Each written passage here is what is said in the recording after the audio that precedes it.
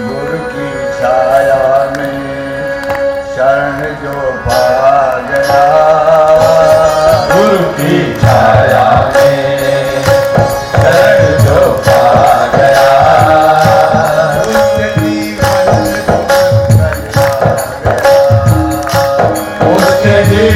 में सुमंगल आ गया, उसके जीवन में सुमंगल आ गया, आवाज बढ़ा दे बेटा, सुमंगल आ गया।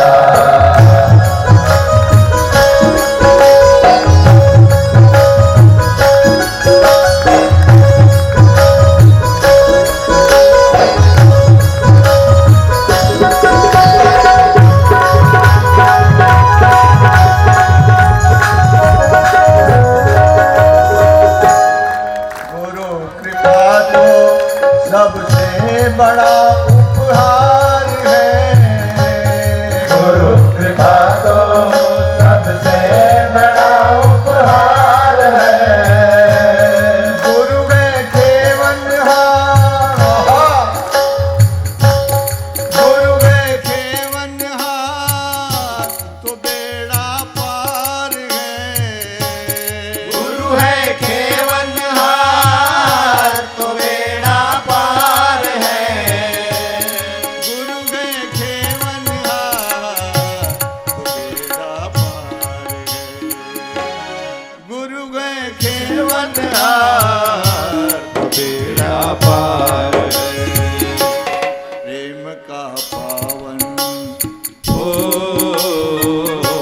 प्रेम का पावन उजाला छा गया, उसके जीवन में सुमंगल आ गया, उसके जीवन में सुमंगल आ गया। ताली बजाओ।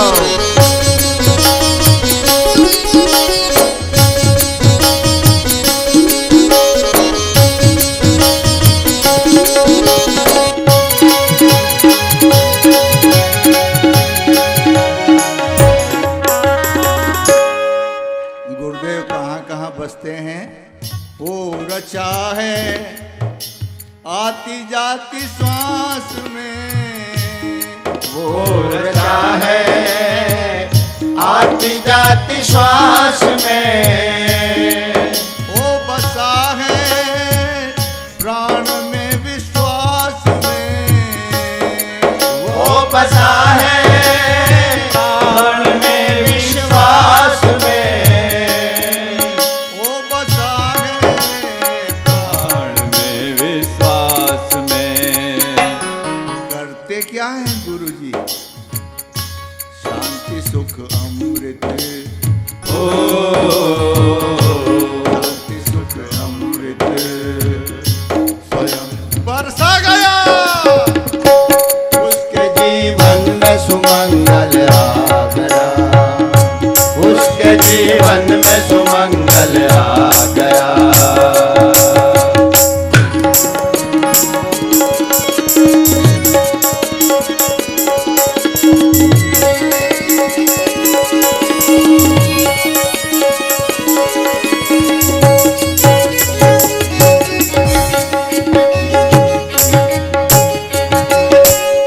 हमको क्या, हमको क्या उनको हमारा ध्यान है, हमको क्या उनको हमारा ध्यान है, गुरु है अपने देवता श्री भगवान है, गुरु है अपने देवता श्री भगवान है, गुरु है अपने देवता श्री भगवान है, प्राण का पंछी, ओ प्राण का पंछी, अपन प्राण के पंछी है, हम आपको बसेरा मिल गया, आलीशान शानदार गुरु मिल गया। भाइयों बहनों, प्राण का पंछी बसेरा पा गया, उसके जीवन में सुमंगल सुमंगल आ गया।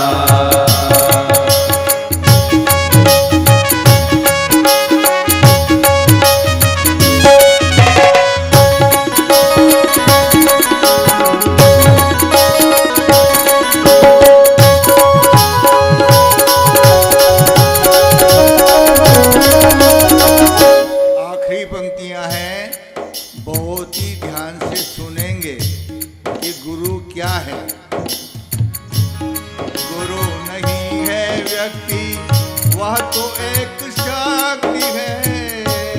गुरु नहीं है व्यक्ति, वह तो एक शक्ति है।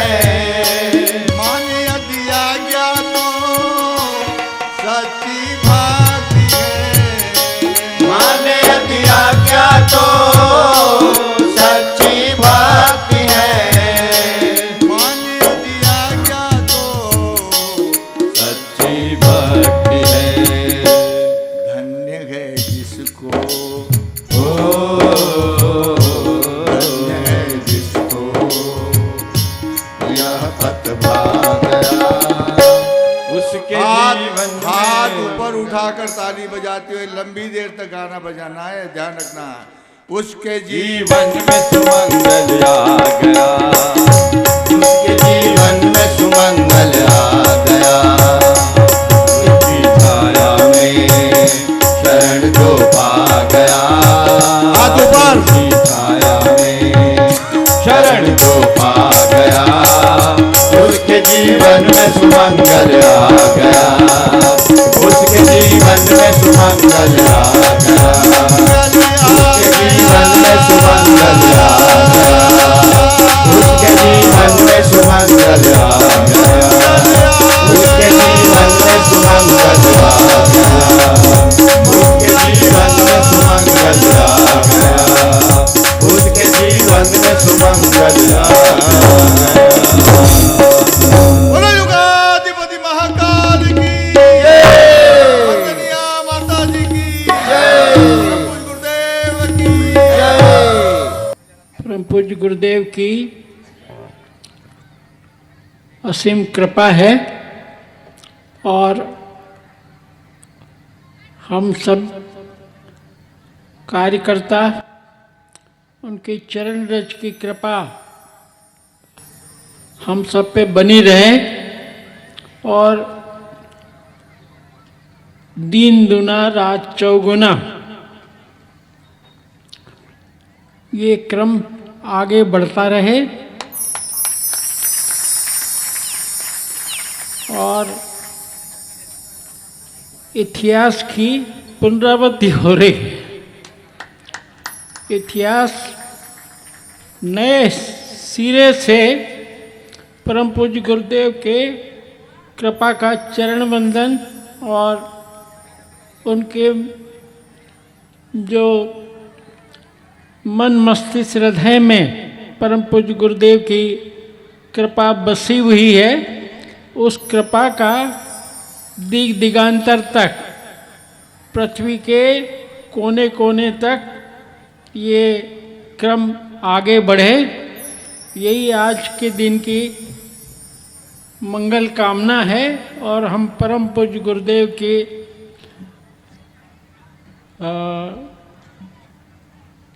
क्या कहूँ मैं, शब्द नहीं है, शब्दों की सीमा है और परम पूज्य गुरुदेव की कृपा असीम है, उसकी कोई सीमा नहीं है। दिग दिगांतर तक उनकी कृपा का आशीर्वाद हम सब पर बना रहे और हम जयति जय श्री राम, जयति जय श्री राम, जयति जय श्री राम ये गाते रहे दिन दुना रात चौगुना।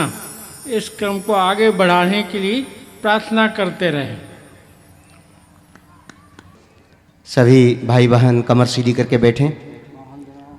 नींव के पत्थरों ने इस घेगांव को सींचा है, गायत्री परिवार को सींचा है और उस बीजारोपण को जो किया आज विशाल वट वृक्ष के रूप में न केवल भारत में, मध्य प्रदेश में, खरगोन जिले में, बल्कि विदेशों तक यहाँ के सपूतों ने परम पूज्य गुरुदेव के दिव्य ज्ञान को हुंकार भर करके फैलाया है। गीतों के माध्यम से, मंत्रों के माध्यम से संदेश दिया है। इस पावन भूमि घेगांव की मिट्टी ने न केवल हमारे देश में बल्कि विदेशों में भी परचम लहराया है। धन्य है ये भूमि जहाँ ऐसे ऐसे सपूत जिनने पैदा किए और गुरुदेव के ज्ञान को जन जन में पहुँचा रहे हैं। ऐसे आदरणीय डॉक्टर शंकर लाल जी भाई साहब, रमेश जी भाई साहब, काका जी, आदरणीय लक्ष्मीचंद राठौर जी, एक नानूराम दादा थे। ऐसे ऐसे तपस्वी त्यागी यहाँ से निकले हैं।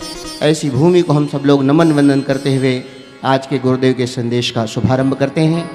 सभी भाई बहन कमर सीधी करके बैठें, दोनों हाथ गोदी में रखें, आंखें बंद करें। गायत्री महामंत्र के माध्यम से उस महान सत्ता का हम सभी लोग वंदन करते हैं, स्मरण करते हैं, जो मनुष्य मात्र को उज्जवल भविष्य और उज्जवल चरित्र को और बढ़ाने के लिए प्रेरित करती हैं। ऐसी महान शक्तियों में युग ऋषि परम पूज्य गुरुदेव वंदनीय माता जी वेद माता भगवती गायत्री का भाव भरा ध्यान करते हुए प्रार्थना करते हैं कि जिस उद्देश्य से आपने इस आयोजन का शुभारंभ बीजारोपण किया है, हम बच्चे उसको उस दिशा में ले जाएं। ऐसी हमें शक्ति, प्रेरणा और दिशा प्रदान करें। इन भावों के साथ गायत्री महामंत्र।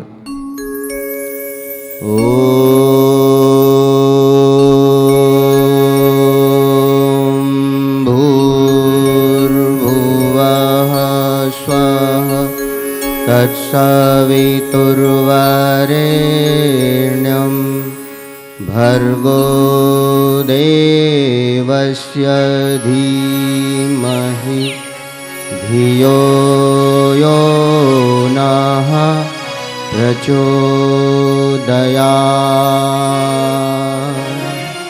परम पूज्य गुरुदेव वंदनीय माता जी की सूक्ष्म उपस्थिति में मंचासीन आदरणीय शांति कुंज के टोली नायक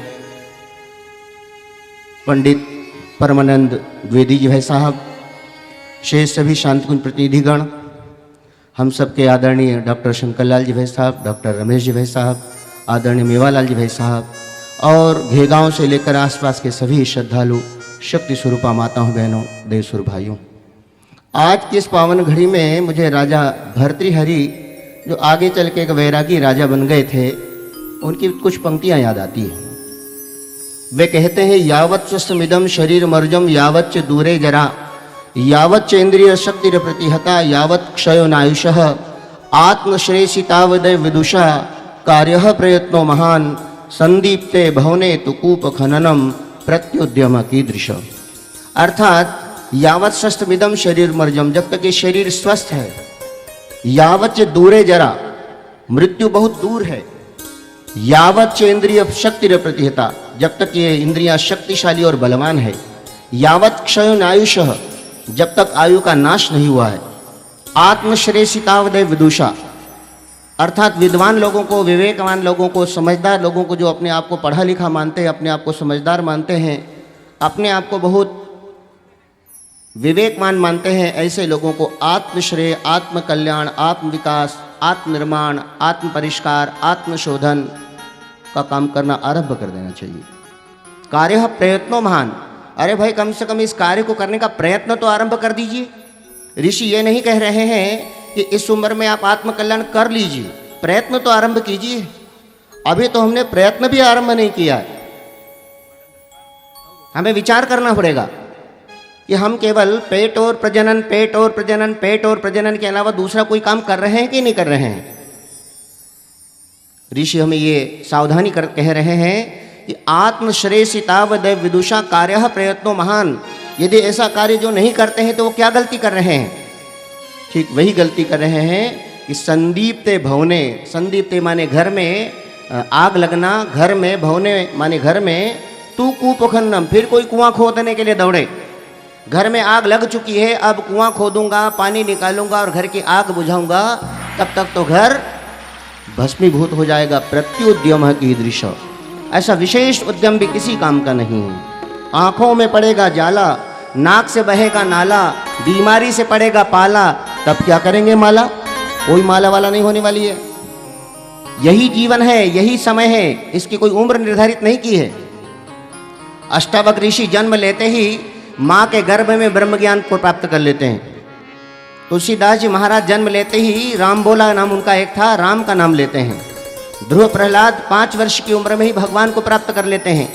आद्य गुरु शंकराचार्य जी 8 वर्ष की उम्र में परमात्मा को प्राप्त कर लेते हैं। युग ऋषि परम पूज्य गुरुदेव 15 वर्ष की उम्र में ईश्वर को प्राप्त कर लेते हैं।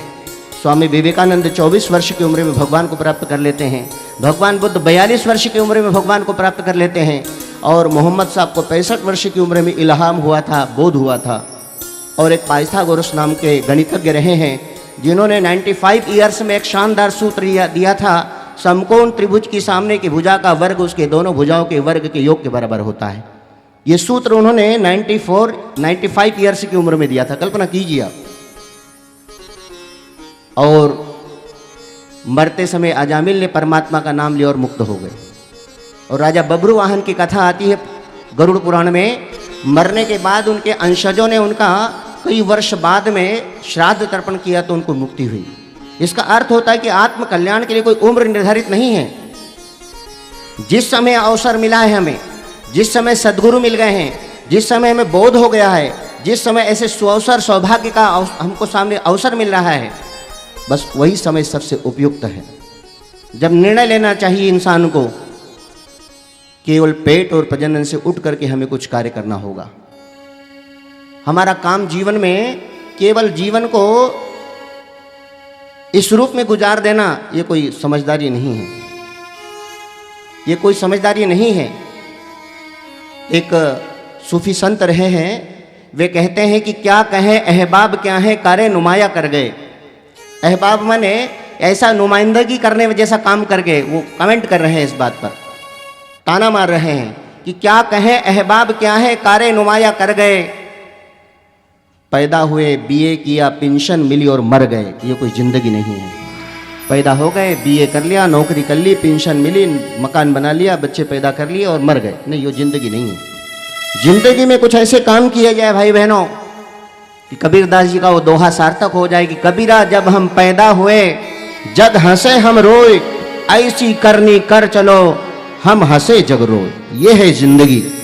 इतिहास में इंसान इतिहास पुरुष बन जाए, उसके नाम से दुनिया उसको स्मरण करे। वास्तव में जीवन तो वह जीवन है। और इसकी युग ऋषि वेद मूर्ति तपोनिष्ठ परम पूज्य गुरुदेव इन दिनों ऐसे जीवन को जीने की प्रेरणा दे रहे हैं, प्रकाश दे रहे हैं, संरक्षण दे रहे हैं। वे कह रहे हैं कि आओ बच्चों मेरी शरण में आओ, मेरे विचारों को सुनो समझो। इसी जीवन में, इसी घर में रहते हुए, परिवार में रहते हुए, समाज में रहते हुए भी मैं तुमको वो महान मार्ग दिखाऊंगा जिस मार्ग पर कभी ऋषि मनीषी चला करते थे और उच्च स्तरीय लक्ष्य को प्राप्त करते थे। बात उन दिनों की है। एक चित्रकार ने मन में विचार किया कि देवता बहुत सारे होते हैं, कोई मुकुट धारण करते हैं, कोई धनुष धारण करते हैं, कोई गदा धारण करते हैं, कोई त्रिशूल धारण करते हैं। लेकिन उस चित्रकार ने, उस पेंटर ने विचार किया मैं ऐसे चित्र को बनाऊंगा जिस चित्र को देख करके लोग आश्चर्यचकित हो जाए। लेकिन ऐसा चित्र बनाऊं किसका? तो उन्होंने एक धरती के जीवंत देवता का चित्र बनाने का संकल्प किया कि जो धरती पर दिखता हो ऐसे देवता का मैं चित्र बनाऊंगा। जो बच्चा घर में कोई अच्छा काम करता है, अच्छी पढ़ाई करता है, विनम्र होता है, सेवा करता है, तो माता पिता कहते बेटा तू तो देवता है। और कोई गड़बड़ कर देता है, तो तोड़ फोड़ बचा देता है, तो मम्मी का काम नहीं सुनता है, तो मम्मी क्या करती? गाली देती। फिर अरे तो शैतान है, राक्षस है। न वो बच्चा देवता है न राक्षस है, उसकी प्रवृत्ति के आधार पर उसको अपने इस रूप में संबोधित किया। यदि उसने अच्छा काम किया तो उसको देवता कह दिया, राजा बेटा बना दिया। और यदि उसने अच्छा काम नहीं किया और गड़बड़ कर दिया, तोड़फोड़ मचा दी, तो आपने उसको शैतान और राक्षस बना दिया। प्रवृत्ति के आधार पर किसी को हम राक्षस या देवता मानते हैं। चित्रकार ने एक स्कूल में जाकर प्रिंसिपल साहब से पूछा कि आपके स्कूल में सबसे अच्छे बच्चे का मुझे नाम बताइए, जो पढ़ने में अव्वल हो, खेल कूद में अव्वल हो, विनम्रता में अव्वल हो, चरित्र में अव्वल हो, वाणी व्यवहार में विनम्र हो, शिक्षकों से लेकर माता पिता तक, इष्ट मित्रों से लेकर के रिश्तेदारों तक सब उसको बहुत प्यार करते हो और वो गुणवान हो, सर्वगुण संपन्न हो। प्रिंसिपल साहब ने कहा कि आप 4ठी क्लास में चले जाइए, वहाँ पर एक बच्चा है, उससे आप मिल लीजिए, मैं क्लास टीचर को संकेत कर देता हूँ, आपको उस बच्चे से मिलवा देंगे। चित्रकार महोदय, पेंटर महोदय उस क्लास में गए, चौथी क्लास में, और उस बच्चे को बाहर बुलाया। स्कूल के ही प्लेग्राउंड में एक छोटा सा पेड़ था, वहीं बैठाकर उसका चित्र बनाने लगे। बालक पूछता है, अंकल जी आप क्या कर रहे हैं? अंकल जी कहते हैं, चित्रकार अंकल कि बेटा मैं तुम्हारा चित्र बना रहा हूँ। अच्छा अंकल जी, मेरा चित्र क्यों बना रहे हैं? मुस्कुरा कर बड़े विनम्र भाव से चित्रकार को बालक पूछता है। चित्रकार महोदय भी बड़े बाल भाव से उस बच्चे को समझाते हैं कि बेटा तुम मुझे धरती के जीवंत देवता जैसे दिख रहे हो, इसलिए मैं तुम्हारा चित्र बना रहा हूँ। बच्चे को बड़ा अच्छा लगा। अंकल जी देवता की विशेषता क्या होती है? अभी बताता हूँ बेटा। बताओ तुम सवेरे किस समय उठते हो? अंकल जी मैं प्रातः सूर्य उदय होने के पहले जग जाता हूँ, शैया त्याग देता हूँ। फिर क्या करते हो बेटा? मैं सवेरे उठता हूँ, उषा पान आदि करके नित्य निवृत्त कर्मों से निवृत्त हो जाता हूँ। फिर मैं योगासन करता हूँ, ध्यान करता हूँ, जप करता हूँ, गायत्री मंत्र जपता हूँ। फिर होमवर्क करता हूँ, अपने माता पिता को प्रणाम करके स्कूल जाता हूँ, सभी शिक्षकों को प्रणाम करता हूँ, इष्ट मित्रों से अपने हिल मिल करके रहता हूँ, अच्छी पढ़ाई भी करता हूँ, जब खेलने का अवसर मिलता तो खेल भी खेलता हूँ। बच्चे ने अपनी सारी विशेषताएं मास्टर साहब को बता दी, चित्रकार को बता दी। चित्रकार महोदय बड़े प्रसन्न हुए। बेटा बस देवता के गुण यही होते हैं, यही देवता के गुण हैं जो अपने माता पिता की बात माने, अपने माता पिता का नाम ऊंचा हो जाए, ऐसा कर्म करे बेटा, ऐसे ही देवता के गुण होते हैं। बस तेरे अंदर सारे देवताओं के गुण हैं बेटा, इसीलिए तो तुम्हारा चित्र बना रहा हूँ। बच्चा बहुत प्रसन्न हुआ। बातचीत करते करते चित्रकार महोदय ने उस बच्चे का बहुत अच्छा चित्र बनाया, पेंटिंग बनाई। बच्चे को कुछ गिफ्ट के रूप में पेन, पेंसिल, कॉपी, टॉफ़ी आदि दे करके विदा कर दिया। बच्चा उछलता कूदता अपनी मम्मी को जाकर कहता, मम्मी आज मेरे स्कूल में एक चित्रकार महोदय आए, पेंटर अंकल आए, और उन्होंने मेरा चित्र बनाया और उन्होंने मुझे ये बताया कि बेटा तुम धरती के देवता हो, धरती के जीवंत देवता हो। चित्रकार महोदय शहर गए और उस चित्र के अनेक कंप्यूटराइज्ड चित्र बनाए, और उस चित्र के सबसे ऊपर लिखा हुआ था धरती का जीवंत देवता, और नीचे उस बच्चे की विशेषताएं लिखी हुई थी और सुंदर सा चित्र बना हुआ था। लोगों को इस दार्शनिक चित्र को देख करके बड़ा आश्चर्य हुआ, सरप्राइज हुआ। लोगों ने अपने ड्राइंग रूम में, अपनी ऑफिसों में, अपनी दुकानों पर, अपने घरों में शोभा सज्जा के रूप में उस दार्शनिक चित्र को स्थापित उन लोगों ने लगाया, शोभा बढ़ाई। चित्रकार महोदय की बड़ी पॉपुलैरिटी बढ़ी, बड़े प्रचारित हुए, बड़े विख्यात हुए। इस बीच में बहुत दिन बीत गए। लगभग 50 वर्ष बाद एक बार चित्रकार महोदय के मन में विचार किया कि मैंने बहुत सारे चित्र बनाए, पेड़ों, पौधों, नदियों, फूलों, पत्तों, लेकिन जो पॉपुलैरिटी मुझे उस धरती के जीवंत देवता का चित्र बनाने के समय भी, वो पॉपुलैरिटी अब नहीं मिली मुझे। अब मैं एक ऐसा ही चित्र बनाऊंगा, लेकिन बनाऊं किसका? ऐसा मन में विचार करते करते उस पेंटर ने किसी राक्षस का चित्र बनाने का विचार किया। धरती के जीवंत राक्षस का चित्र बनाऊंगा। लेकिन भाई बहनों, चित्रकार के सामने एक बहुत बड़ा सवाल ये उठा था कि आखिरकार मैं धरती पर किसको राक्षस मानूं? यद्यपि धरती पर राक्षसों की कमी नहीं है। मैं ये कह सकता हूँ कि रावण भी थोड़ा सज्जन था। थोड़ा शब्द लगा रहा हूँ मैं, पूरा सज्जन तो नहीं था वो, थोड़ा सज्जन था। क्या सज्जन था? सज्जनता ये थी कि माता सीता का हरण करके ले गया, तो माता सीता को अशोक वाटिका में रखा, अपने घर नहीं ले गया। ये रावण की सज्जनता थी। दूसरी सज्जनता ये थी रावण की कि माता सीता को मिलने के लिए जब भी रावण जाता था अशोक वाटिका में, तो अकेले नहीं जाता था, मंदोदरी को साथ में लेकर के जाता था। भाई किसी आदमी की नीयत खराब हो तो कि अपनी पत्नी को साथ में लेकर दूसरी महिला को मिलने जाएगा क्या? लेकिन देखिए उसका शिष्टाचार और सज्जनता, कि मंदोदरी को साथ में लेकर सीता माता को मिलने के लिए जाता था। ये थोड़ा सज्जन था रावण। और तीसरी सज्जनता रावण की ये थी कि कुल सहित नष्ट हो गया, लेकिन माता सीता के मान सम्मान पर रावण की लंका में भी आंच नहीं आई। अब मुझे आज के रावण के बारे में कुछ आपको बताना पड़ेगा क्या? मुझे बताने की जरूरत नहीं है। आज के रावण के हाथ सीता लग जाए तो बाइज्जत बचने वाली नहीं है। तो उस रावण से आज का रावण ज़्यादा खतरनाक है भाई बहनों। आज का रावण ज़्यादा मुश्किल खड़े करने वाला है। बाबा तुलसीदास जी महाराज ने रामचरितमानस में स्पष्ट किया है कि माँ नहीं मातु पिता नहीं देवा, ओ साधुन सन करवा वही सेवा, बाढ़े खल अरु चोर जुआरा, उजेता कहीं पर धन पर दारा। तुलसीदास जी महाराज कहते हैं कि ऐसे जो माता पिता की सेवा नहीं करते हैं और चरित्र ऐसा बनाते हैं, इतना घटिया और इतना नीच कर्म करते हैं कि जिनके कारण माता पिता की भी नज़रें नीचे झुक जाती हैं, उनको सिर झुकार कर चलना पड़ता है और स्वयं का व्यक्तित्व भी नीचे गिरा लेते हैं, और संतों सज्जनों को, देवत्व को प्राप्त करने वालों को प्रताड़ित करते हैं, दुखी करते हैं, परेशान करते हैं। तुलसीदास जी महाराज कहते कि ऐसे खल और जुआरी इस धरती पर बहुत बढ़ गए हैं, जो दूसरे का धन हरण करते भ्रष्टाचार और बेईमानी के माध्यम से, और पराई स्त्रियों, बहन बेटियों के प्रति कुभाव और कुदृष्टि रखते हैं। उनके लिए तुलसीदास जी महाराज कहते हैं कि जिनके अस आचरण भवानी, उते जानहि निश्चर सम प्राणी।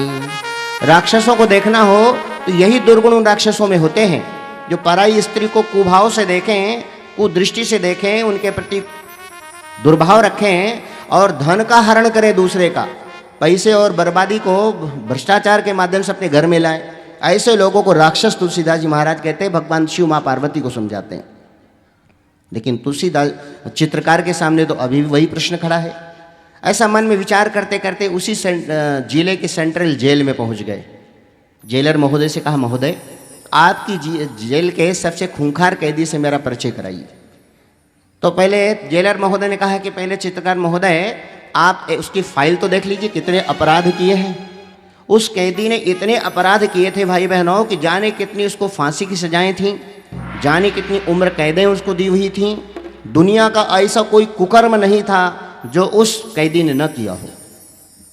चित्रकार महोदय को पहले उसके केस की फाइल दिखा दी और फिर कहा 13 नंबर बैरक में जाइए, वो कैदी आपको मिल जाएगा। एक सैनिक लगा दिया गया चित्रकार महोदय के साथ में। 13 नंबर बैरक के पास जाकर चित्रकार महोदय देखते हैं कि वो कैदी दीवार की तरफ मुँह करके खड़ा है। ऊंचा 5.5 फीट का ऊंचाई है, काला कलुटा है, बड़े बड़े बाल है, बड़ी बड़ी दाढ़ी बनी हुई है, लाल लाल आंखें हैं उसकी। चित्रकार महोदय ने कहा, अरे भाई थोड़ा इधर मुँह करके खड़े हो जाओ। तो कैदी कहता है कि तुम मुझे परेशान करने के लिए क्यों आ गए हो? यदि मैं बाहर होता तो अभी तुम्हारी गर्दन दबा देता।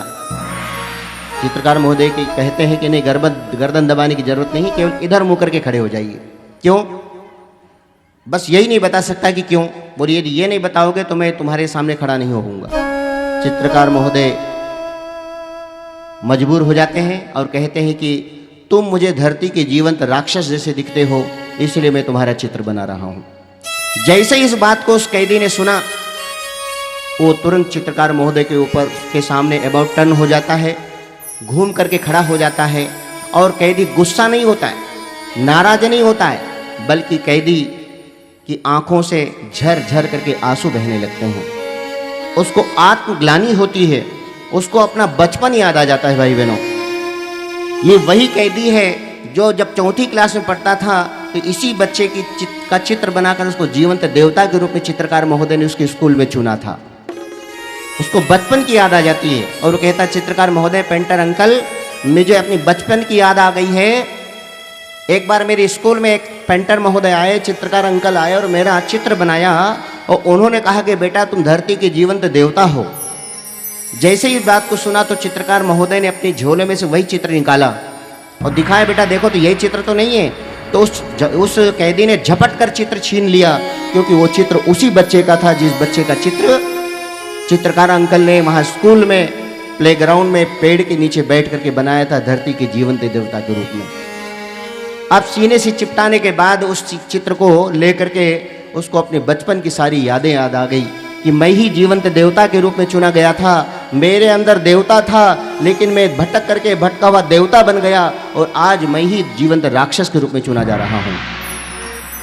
आत्मग्लानि से भरा हुआ कैदी मन ही मन विचार करते हुए कहता है, कैसे चुकाऊं इन श्वासों का मोल रे। आइए हम सब लोग आज आत्म समीक्षा करते कि हमारे जीवन में भी कहीं भटकाव आ गया हो तो हम भी उस मार्ग पर चलते हैं। कैसे चुकाऊं इन श्वासों का मोल रे, जन्म देने वाले इतना तो बोल रे, जन्म देने वाले इतना तो बोल रे।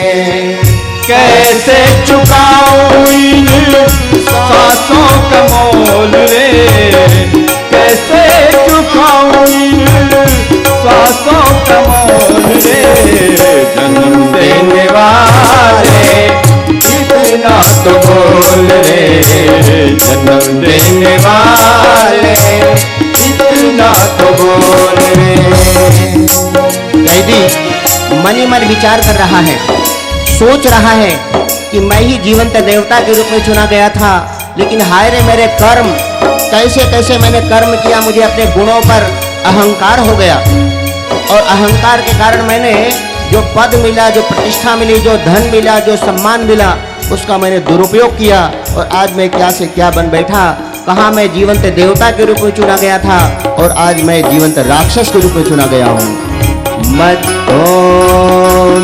में हमेशा रहा मैं चूर चूर, मद में हमेशा रहा मैं चूर चूर, मंदिरों से भगवन में रहा दूर दूर, मंदिरों से भगवन में रहा दूर दूर, सत्संग से भगवन में रहा दूर दूर, सत्संग से भगवन में रहा दूर दूर।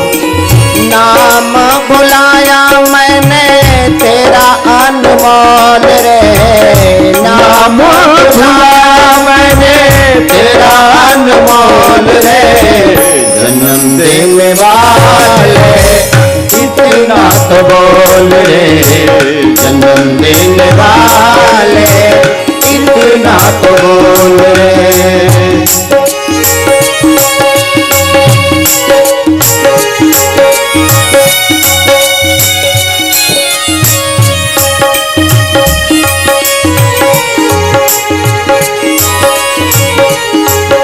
भाई बहनों, कैदी आत्मग्लानि से भरा हुआ आत्म समीक्षा कर रहा है कि मैंने किन किन मोड़ों पर क्या क्या गलतियां की और उनका दुष्परिणाम इस रूप में प्रकट हुआ है।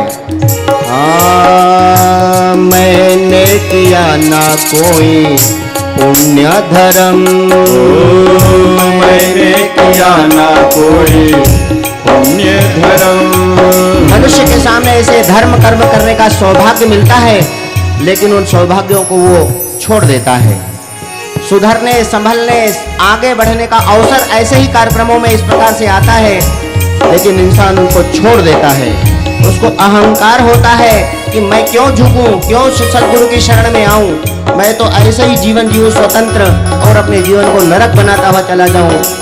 आज आत्मग्लानि से भरा हुआ कैदी यही भाव पैदा कर रहा है। मैंने किया ना कोई पुण्य धर्म, मैंने किया ना कोई पुण्य धर्म। छल से भरे थे मेरे सारे कर्म, छल से भरे हैं मेरे सारे कर्म। किसी से न बोले मैंने दो मीठे बोल रे, किसी से ना बोले मैंने दो मीठे बोल रे, जन्म देने वाले इतना तो बोल रे, जन्म देने वाले इतना तो बोल रे। जन्म देने वाले ने तो हमें जन्म दे दिया है, लेकिन यदि हम उस अवसर को न पहचान पाएं तो ये हमारे लिए विचारणीय विषय है। भाई बहनों, ये समय है हम सद्गुरु को समझ जाएं। जीवन में एक अवसर, सौभाग्य आज आया है, हम सब के सामने इस अवसर को हम समझ लें तो ये समय सामान्य समय नहीं चल रहा है, असामान्य समय चल रहा है। ऐसे समय में मनुष्य को निर्णय लेना होता है। आज इंसान एक ऐसे अनजाने से चौराहे पर खड़ा है, उसे समझ में नहीं आता है कि मैं भौतिकता के चकाचौंध के मार्ग पर आगे बढ़ूं कि मैं नैतिकता और धर्म के मार्ग पर बढ़ूं। ऐसा ही असमंजस दुर्योधन के सामने भी आया था और उसने भी यही कहा था कि जानामि धर्मम नच में प्रवृत्ति, जानामि अधर्मम नच में निवृत्ति। ये समय ऐसा ही चल रहा है कि इंसान की कुछ समझ में नहीं आ रहा है कि मुझे धर्म मार्ग पर चलना चाहिए कि अधर्म के मार्ग पर चलना चाहिए। बड़ा कष्ट होता है, बड़ा दुख होता है जब माता पिता ही अभी हम गांव में निकले थे तो कुछ माता पिता हमसे पूछ रहे थे, पंडित जी आज भी आपको मानव जीवन की गरिमा के बारे में बताएंगे क्या? हाँ बिल्कुल बताएंगे। तो थोड़ा एक काम कर जो तुम। बिल्कुल बताओ दादा, कई करा। जीजी भी थी साथ में। वो कह रहा था कि हमारा छोरा छोरी ऐसा मार्ग पर भटकी रहा, विशेषकर हमारे युवा साथी भाई ऐसा गलत मार्ग पर बढ़ी रहे आज कि वो उना याव में ज़्यादा जात जिना याव में शराब पेणक मिल खुल्लो खुल्लम खुल्ला कह दे सामने वाला का, भाई तुम अगर हमका दारू पेवाड़ा तुम्हारा याव में आवा नहीं तो हम तो नहीं आओ। ये कई हुए रोए किना मार्ग पर अपने जा रहा है और समाज को काई होएगा फिर यदि आज भी अपन नहीं जागे भाई बहन हो तो फिर कल अपना लिए बड़ी मुश्किल खड़ी होने वाली है। दूसरा का घर में यदि आग लगी जाए तो अपन रोटा छोड़ी न पहला आग का बुझावना जावा। क्यों बुझावना जावा? अपन का मालूम है कि उन्हें कोनिया में भले आग लगेल है लेकिन वह बढ़ती बढ़ती बढ़ती बढ़ती टापरा टापरा टापरा होती ना हमारा टापरा पर भी आवेगा। एक कारण अपन उठी न वो आग बुझावना जावा। यदि आज हमारा घर मासो नहीं देख होए और दूसरा का घर मासो हो ही रहो तो वहाँ अपन जानो पड़ेगा और इन्हें आग को बुझाना पड़ेगा। नहीं तो यो गाँव नहीं यो देश नहीं बल्कि सारो विश्व इन्हें आग में बड़े न भस्म हो जाएगा। हमको इन युवा साथियों को अब बचाना पड़ेगा। जितने युवा साथी यहाँ बैठे हैं मैं निवेदन करूँगा उनसे कि अपने जीवन के इस सौभाग्य को मत छोड़िए। इस मार्ग से आप बच जाइए जिस मार्ग पर विनाश ही विनाश है, दुख ही दुख है, नरक ही नरक है, कष्ट ही कष्ट है। न केवल हम नार की यंत्रणाएं भुगतेंगे बल्कि हमारी पत्नी, बच्चे, माता पिता और हमारा परिवार संपूर्ण दुख और दारिद्र्य से ग्रस्त हो जाएगा। आज ये समय आया है कि हमारे सामने हम परिवर्तन करें, हम कुछ बदलाव करें। इस कहानी से हमें यही प्रेरणा मिलती है कि हम भगवान का भजन तो करते हैं लेकिन अपनी प्रवृत्तियों को हम छोड़ते नहीं, अपनी दुष्प्रवृत्तियों को छोड़ते नहीं हैं। वास्तव में भजन तो वही सच्चा होता है जो भगवान के प्रवृत्तियों से अपने आप को जोड़ लेता है। अपने आप को हम श्रेष्ठ वृत्तियों से जोड़ लेते हैं तो वही भजन हमारा सार्थक होता हुआ चला जाता है। आदत जब हम सुधार लेते हैं तो भजन की सार्थकता हो जाती है। हम कथा तो सुनने जाते हैं, हम नर्मदा में स्नान करने भी जाते हैं, हम चारों धाम की यात्रा भी करते हैं, हम सत्यनारायण भगवान की कथा भी करते हैं, हम सिंगा जी का प्रसाद भी बटाते हैं, हम नांगलवाड़ी का भीलड़ बाबा का दर्शन करने भी जाते हैं। लेकिन हम ये भी विचार करें कि हमारे अंदर सुधार कितना हुआ, हमारे अंदर बदलाव कितना हुआ। भाई बहनों, आदत बुरी सुधार लो तो हो गया भजन। जब तक आदत नहीं हमारी सुधरेगी तब तक हमारे जीवन का भजन की कोई सार्थकता नहीं है। आइए हम सब लोग आदरणीय ओंकार जी भाई साहब के स्वर में श्रवण करते हैं, आदत बुरी सुधार लो। आदत बहुत बड़ी चीज है। जो आदमी जैसे सोचता है, जिसके संग में बैठता है, उसके रंग में रंग जाता है। पत्ता खेलना वाला ना कि साथ में बैठोगे नहीं तो फिर धीरे धीरे पत्ता खेलांगा, फिर गांजो भी पियांगा, फिर भांग भी पीवांगा, फिर धीरे धीरे चिलम भी पीवांगा, फिर बोतल भी खोलांगा। तो कहते हैं कि लोग डूब जाते हैं तो समंदर को दोष देते हैं। आदमी की एक आदत हो गई है, अच्छा काम अगर करते हैं तो मैंने किया और लेकिन कुछ गड़बड़ हो जाए तो क्या ये मित्र ने किया, ये भाई ने करे, हमारी गलती नहीं है। लोग डूब जाते हैं तो समंदर को दोष देते हैं, मंजिल ना मिले तो किस्मत को दोष देते हैं, खुद तो संभल कर चलते नहीं पर जब ठोकर लगती है तो पत्थर को दोष देते हैं। बताओ, अरे भाई जरा ध्यान से अगर चलता तो ठोकर नहीं लगती। इसलिए जहां है वहीं से अबाउट टर्न, घूम जाइए। अंगुलीमाल खतरनाक डाकू था लेकिन ऋषि बन गया। बदलने में देर नहीं लगती। जन्म कहाँ हुआ है महत्वपूर्ण नहीं है, इस जिंदगी का समापन जहां होता है वो सार्थक होता है। तो आइए हम लोग गीत गाएंगे, सबको ताली बजा के गाना है भाई। सावधान हुई जाजो, पालती वाले ने जरा कमर सीधी ने बैठ जो, तमका सबने का गावनो छे हो। हाँ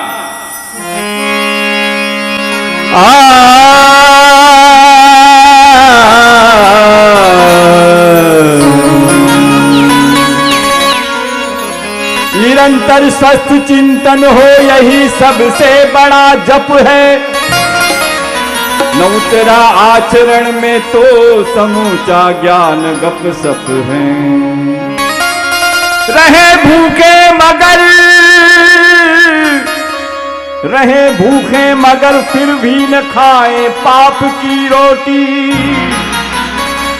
बचे बुरी आदतों से हम, यही इस युग का सबसे बड़ा तप है।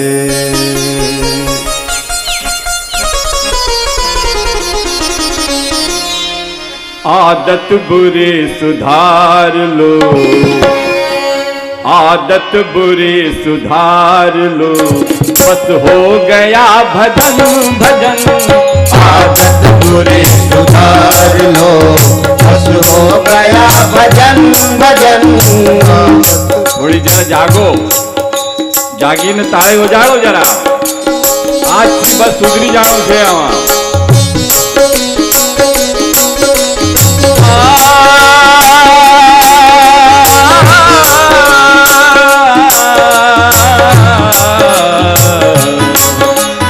आदत बुरी सुधार लो, आदत बुरी सुधार लो, बस हो गया भजन भजन। आदत बुरी सुधार लो, बस हो गया भजन भजन।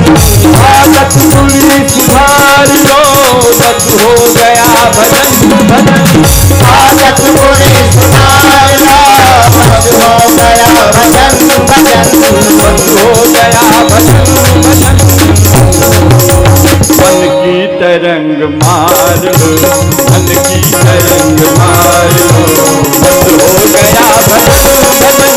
मन की तरंग मार लो, बस हो गया भजन भजन। आदत बुरी सुधार लो।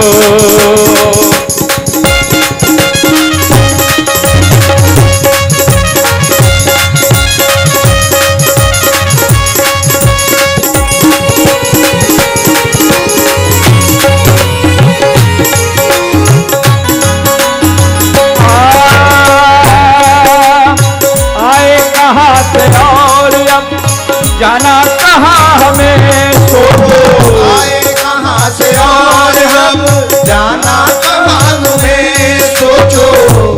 आए हैं तो जाएंगे राजा रंग फकीर। एक सिंहासन चढ़ी चले, एक बंधे जंजीर। आए कहाँ से और अब जाना कहाँ हमें सोचो। आए कहाँ से और अब, जाना कहाँ हमें सोचो। जाने कहाँ हमें सोचो, जाना कहाँ हमें सोचो।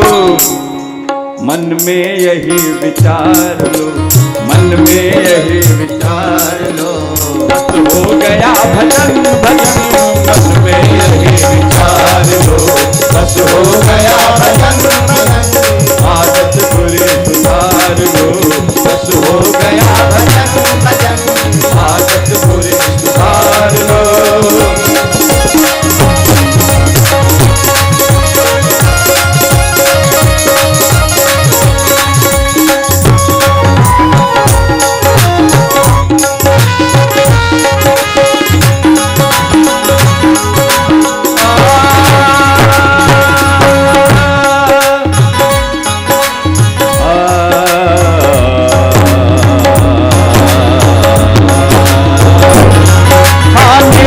सभी के साथ बने करो भाई, सोने की सभी के साथ में जितनी बने करो भाई। जितनी बने करो भाई, थोड़ी बहुत करो। जितनी बने करो भाई, थोड़ी बहुत करो। सोने की खाने की सोने की सभी के साथ में थोड़ी बहुत करो। सोने की सभी के साथ में थोड़ी बहुत करो। मत सिर बदी का भार लो, मत सिर बदी का भार लो, बस हो गया भजन भजन। सिर बदी का भार लो, बस हो गया भजन। आदत बुरी सुधार लो, बस हो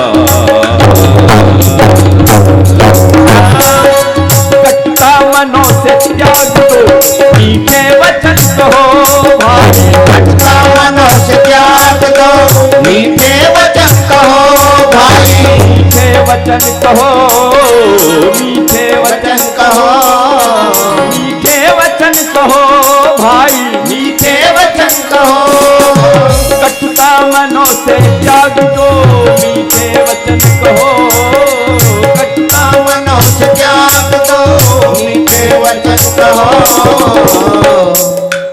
वाणी का स्वर सुधार लो, वाणी का स्वर सुधार लो, बस हो गया भजन भजन, वाणी का स्वर सुधार लो, बस हो गया भजन भजन, आदत बुरी सुधार लो, बस हो गया भजन भजन, आदत बुरी सुधार लो।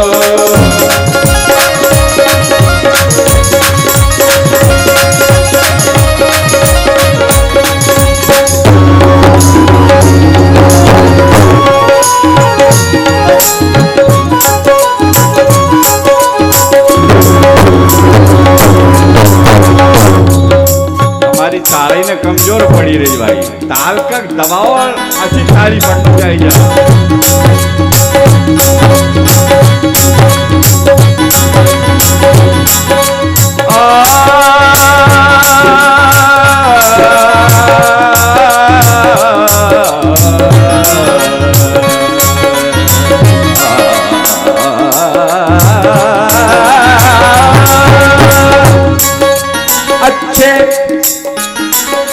अच्छे बुरे जो भी हमें कर्मों के फल दिए प्रभु ने, अच्छे बुरे जो भी हमें कर्मों के फल दिए प्रभु ने, कर्मों के फल दिए प्रभु ने, कर्मों के फल दिए, कर्मों के फल दिए प्रभु ने, कर्मों के फल दिए।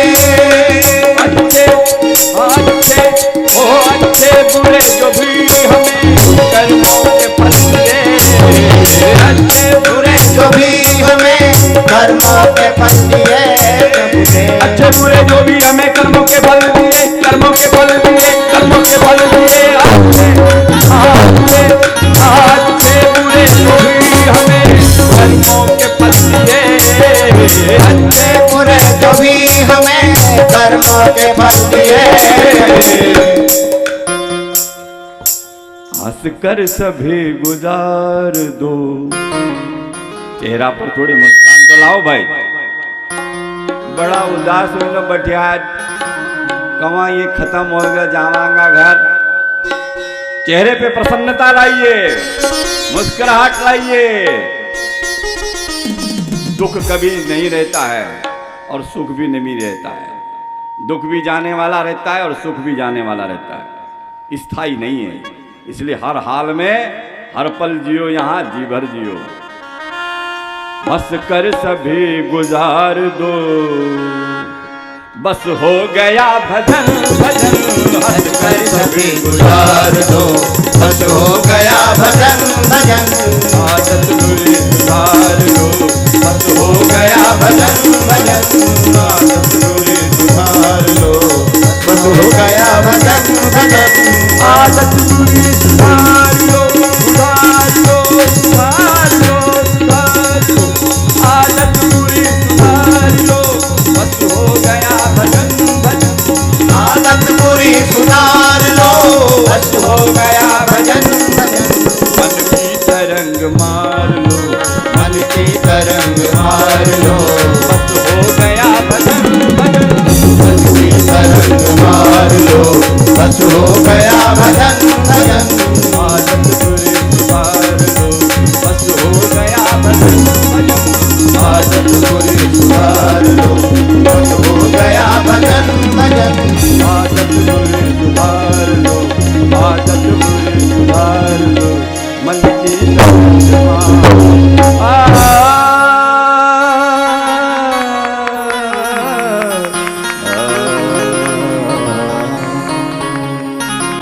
आदत बुरी सुधार लो, बस हो गया भजन। भाई बहनों, भजन तो करना चाहिए, भजन हम भी कर रहे हैं, भजन आपको भी करना चाहिए।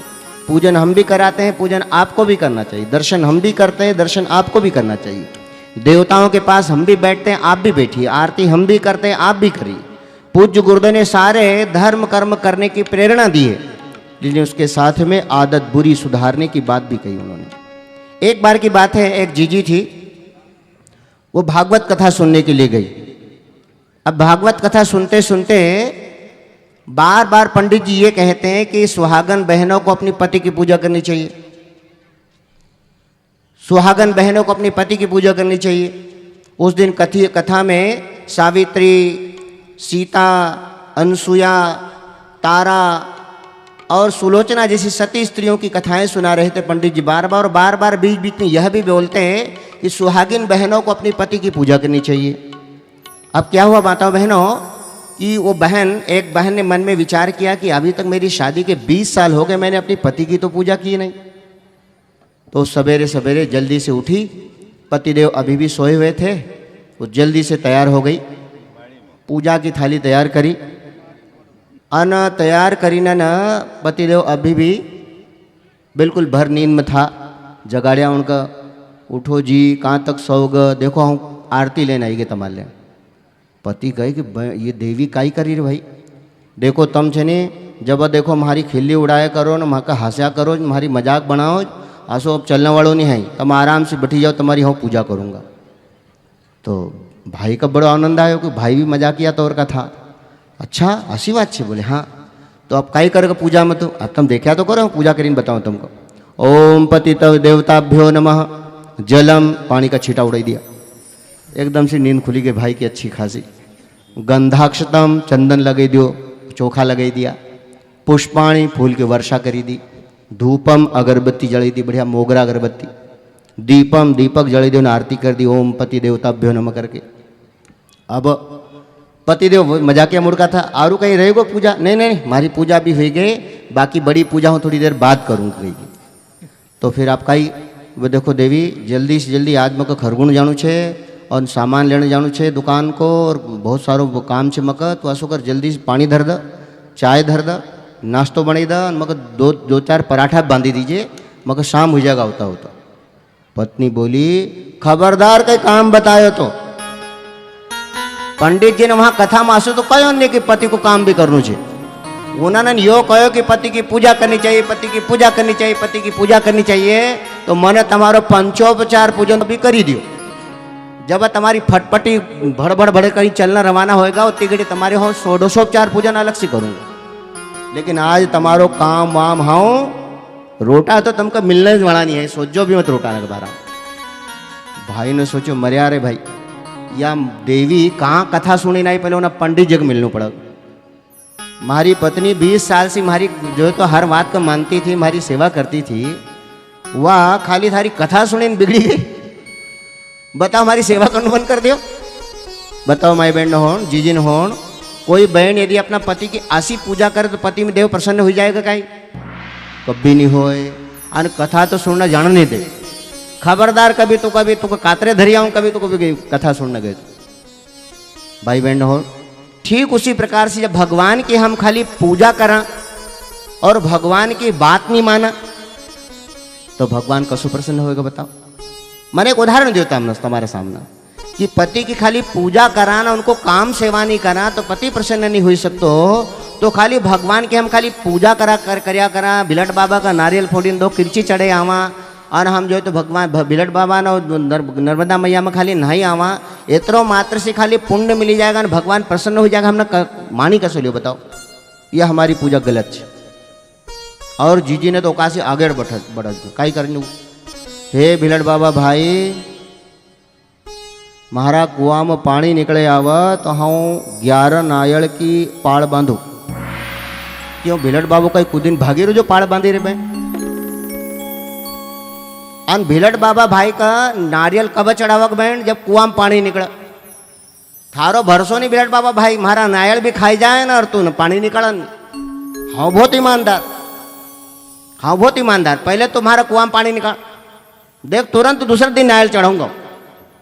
माने आसो कही ना भिलट बाबा भाई का सीधो बेईमान घोषित करनु छे। बहन तो पहले 11 नारियल चढ़ाई दे ना, आसो कहीं हो भिलट बाबा को भरोसा कहीं 11 नारियल भी मारा खाई जाए ना और कुआं में पानी निकाला। भाई बहन हो, पूजा को अर्थ यो कभी नहीं होता है कि भगवान हमारी मनोकामना न पूरी करे। हमारो भावना भगवान का अंदर थोड़ी छे, हमारी भावना तो कुआं का पानी निकालने मामलो है। हे भगवान जी, हनुमान जी महाराज, हे रेवा मैया, नर्मदा मैया, हमारा टोंगला ठीक कर दो, बहुत दुख है। अब लो नर्मदा मैया तुम्हारा टोंगला ठीक करना आवक बेचारी, और कोई दूसरा काम तो है ही नहीं।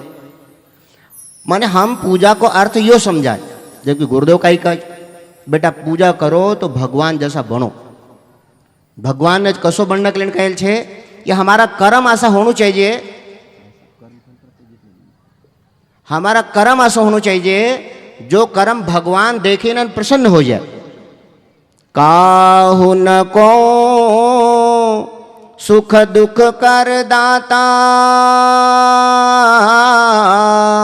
ओ निज कृत कर्म भोग सब भ्राता। कोई किसी को सुख दुख नहीं देता भाई बहनों। नहीं सासू को एक मगर वौड़ी बड़ी अच्छी मिली, और वौड़ी कहे कि मगर सासू बड़ी अच्छी मिली, या कोई वहू या कहे कि हमारी सासू अच्छी नहीं आई, या कोई सासू कहे कि हमारी वहू अच्छी नहीं आई। अच्छी बुरी जैसी भी मिलेल छे, हमारा कर्म न का कारण मिलेल छे, ध्यान रखजो। एक छोरो थो, वो रुखड़ा ना पर खापरा उठाई लावा, मटका टूटी जाने खापरा रहे नहीं, वो उठाई ना घर में धरिया कर। अब वो जीजी झाड़ू लगाओ, सब खापरा ना उठाई रुखड़ा फेंकी आओ, फिर वो घूमते घूमते जान खापरा ना वापस ले आओ। तो ओका कान पकड़िया मम्मी ना, क्यों रे एड़िया कहीं का, तो समझ में नहीं आती है। हाँ बायरो काढ़ी ना खापरा ना वहाँ रुखड़ा फेंको तो उठाई पछो ले आवे। तो कही कि मम्मी जी बोल कही कि काम में आवग, कब काम में आवग थारा, एड़िया जैसे भणतो करतो कहीं नहीं, खापरा न कहीं में से ले आया करे। मम्मी जी ये खापरा मन तमारा लेन धरेल छे। अरे मारा लेन क्यों धरिया, ये कारण धरिया कि हाँ मन सोचियो कि तम दादी जी का ना खापरा न मत रोटा दो, तो तम जब डोकरी हुई जाओगे ना तम का भी ना खापरा न रोटा दूंगा। काहु न को सुख दुख कर दाता, ओ निज कृत कर्म भोग सब भ्राता। कोई किसी को सुख दुख नहीं देता माता बहनों भाइयों, हम अपने कर्मों का फल स्वयं भोगते हैं। और कर्म फल में ये मत सोचो कि अपन नर्मदा जी में अमोस नहीं आया, सोमवती अमोस से नहीं आया तो अपनो पाप सब कटी जाएगा। अपनो मान्यता याद छे, हर हर गंगे हर हर नर्मदे, हर हर गंगे हर हर नर्मदे कर खूब डुबकी मारा। एक दादाजी वहाँ पर गंगा जी में डुबकी मारी रहा था, हम लोग गंगा दर्शन करने गया था। मन दादा पूछो, मन को दादा काई वाचे खूब डुबकी मारी रहा, क्योंकि नात्यान पोत्यान धोतियान छोरान छोरीन वौन जवैन सबका नाव की डुबकी लगे रुकेगा। और हर हर गंगे करी नहाई ना काई करूँगा, हाँ घर जाऊँगा। अपन ने ब्याज मान्यता बनाई ली कि गंगा जी में डुबकी लगाऊंगा तो पाप कटी जाएगा, और फिर घर आईना नया सिरा से पाप शुरू करी देवांगा। तो गंगा मैया नर्मदा मैया ने हमारा पाप न को धोनों को ठेको तो लगी लियो। यह मान्यता अपनी नितांत गलत है भाई बहन हो, बिल्कुल गलत मान्यता कि सत्यनारायण भगवान की कथा सुनी लेवांगा और सिंगा जी को हलवो वटाड़ी देवांगा, प्रसाद बाटी देवांगा तो सारा पाप न से छूटी जाऊंगा। नहीं, कभी नहीं छूटी सकता। कर्म प्रधान विश्वर चिराखा, ओ जो जस करहि सो तस फल चाखा। कर्म का फल अकाट्य है माताओं बहनों भाइयों, हर व्यक्ति को मिलेगा। हाँ उना युवा साथी न निवेदन करूंगा जो भाई शराब पीना न दारू पीना न अपना चरित्र का बर्बाद करी रहा, तुम्हारा कर्म न का कारण माता पिता का आंख न में आंसू आएगा, उनका नजर झुकाई चलना पड़ी रहो, तो ध्यान रखजो तुमको उनको कर्म को फल मिलेगा, तुमको ये दुख भोगना पड़ेगा। यदि हमारा कर्म न का कारण हमारा माता पिता न का आंख न में आंसू आई जाए, धिक्कार से ऐसा छोरा न कर, धिक्कार से ऐसा बेटा न कर जो अपना माता पिता न कर रण के लेन छोड़ दे, माथो पीटने के लेन छोड़ दे। भगवान रामचंद्र भी दशरथ जी महाराज की फाइल का आई वाई नहीं कर सकता था, क्योंकि वो भी उनाज कर्म से बंधेल छे।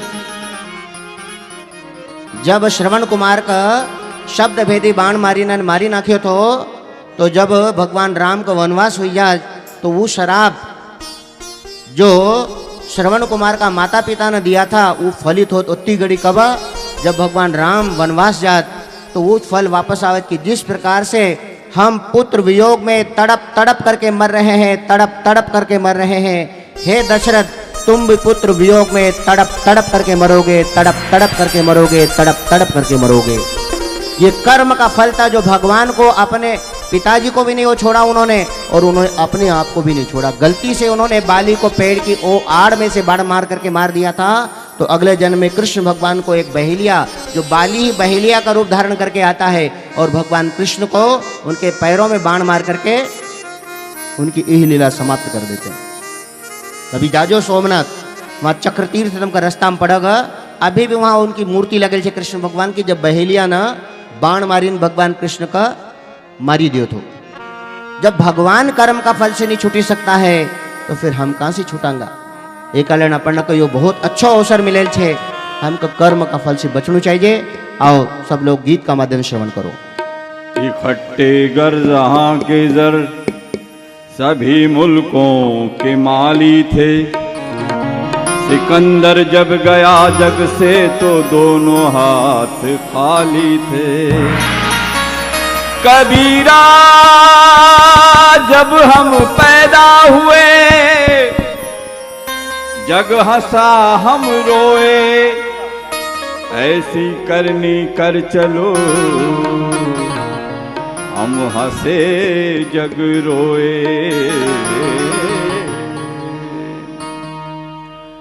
जब बच्चे का जन्म होता है तो लड्डू बांटे जाते हैं, पटाखे छोड़े जाते हैं, घर वाले कुटुंब वाले खुशी मनाते हैं, बच्चे का जन्म हुआ है। और बच्चा रोता है। अगर बच्चा नहीं रोए तो यहाँ डॉक्टर साहब बैठे हैं, दो डॉक्टर साहब। बच्चा जब अगर नहीं रोए तो डॉक्टर लोग चिंतित हो जाते हैं और उसको रुलाने का प्रयास करते हैं। क्यों? कि बच्चा जब रोता है तो उसका लंग्स, उसका हार्ट इंडिपेंडेंस होता है, आजाद होता है। अगर नहीं रोए तो चिंतित हो जाते हैं। बच्चा जन्म लेते ही रोता है, लेकिन जब इस दुनिया से विदा होता है इंसान, तब अगर अच्छे कर्म किए तो जाने वाला मुस्कुराता हुआ जाता है और सारी दुनिया उनके नाम से आंसू बहाती है। ऐसे कर्म कर जाएं कि लोग याद कर सकें युगों युगों तक।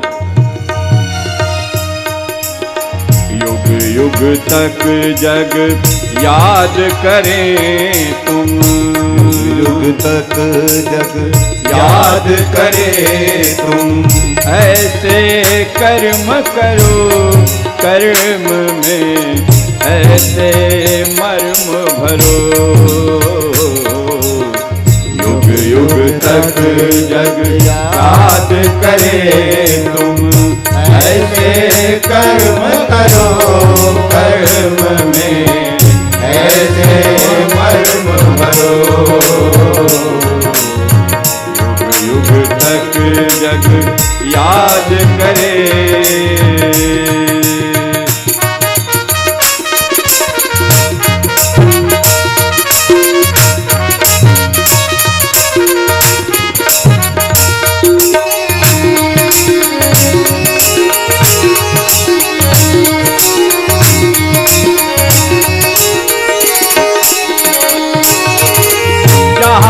कहीं हो ताप वहाँ पर सावन बन बरसो,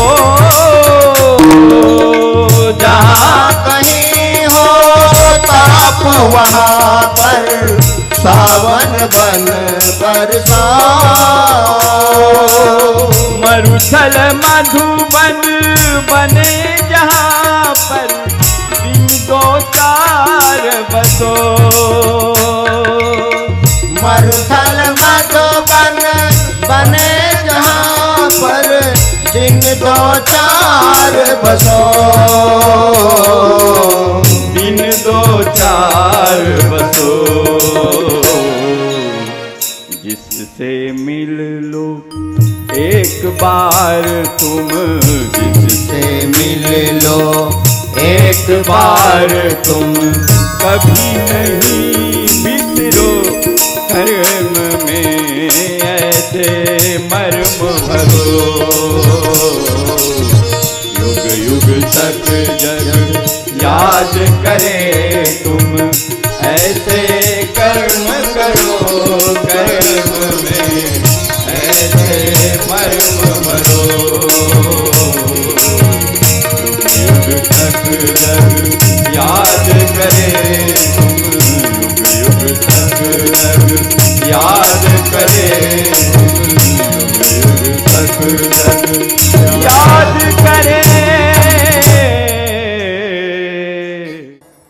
युग युग तक जग याद करें, तुम ऐसे कर्म करो, कर्म में ऐसे मन भरो। ऐसा ही अवसर आया है जब युग ऋषि वेद मूर्ति तपोनिष्ठ परम पूज्य गुरुदेव पंडित श्री राम शर्मा आचार्य जी के घेगांव आने का 50 वर्ष पूरा हुआ। स्वर्ण जयंती वर्ष में ये महान कार्य हो रहा है।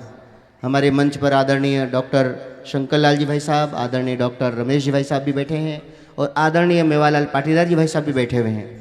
हम तो ये भावना लेकर आए शांति कुंज से कि ये गांव नशा मुक्त हो जाए, आदर्श बन जाए और 50 वर्ष के इस अवसर पर परम पूज्य गुरुदेव के उपहार दे गांव के लोग, युवा साथी, कि हम अपने पूरे गांव को व्यसन मुक्त बनाकर दिखाएंगे, आदर्श बनाकर दिखाएंगे। हम तो ये आशा लेकर के आए हैं। कैसा क्या अच्छा हो कि इतिहास बन जाए घेगांव का कि ये गांव व्यसन मुक्त हो गया है। और ये अवसर है कि कल प्रातः यहाँ पर गायत्री महामंत्री की दीक्षा होगी। हमारी माताएं बहनें अपने बच्चों को भी दीक्षा दिलवाएं, स्वयं भी दीक्षा लें, क्योंकि दीक्षा लेते हैं तो हमें गुरु करने की भावना जगती है। गुरु करने की भावना जगने पर दीक्षा लेते हैं।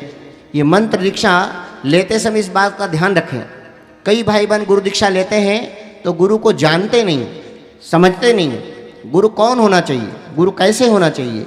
हम अपनी बेटी भी किसी लड़के को देते हैं तो लड़के को ठोक बजा करके देखते हैं, तू खाता क्या है, कमाता क्या है, तेरा कुल गोत्र क्या है, तेरा चरित्र क्या है, तू मेरी बेटी का भरण पोषण कर पाएगा कि नहीं कर पाएगा। पूज्य गुरुदेव अपने प्रवचन में कहते हैं कि बेटी भी किसी लड़के को देते हैं तो ठोक बजा कर देखते हैं। तो जिस व्यक्ति को हम अपनी आत्मसमर्पण करने जा रहे हैं वो गुरु को भी पहले ठोक बजा कर देखिए। इसलिए शास्त्रों में गुरु की 5 बड़ी बड़ी विशेषताएं बताई गई हैं। यदि आप ऐसे अहरे गहरे व्यक्ति से दीक्षा ले चुके हैं तो आपको थोड़ा सावधान हो जाना चाहिए। गुरु को शास्त्रों के अनुसार ब्रह्म ज्ञानी होना चाहिए, क्योंकि गुरु ब्रह्म का साक्षात्कार कर लेते हैं तो अपने अनुभव के आधार पर शिष्य को भी गुरु भगवान की से साक्षात्कार कराने के लिए तप देते हैं, साधना देते हैं, शक्ति देते हैं, दर्शन कराते हैं भगवान के। इसलिए गुरु को ब्रह्म ज्ञानी होना चाहिए। दूसरा, गुरु तपस्वी होने चाहिए। क्यों?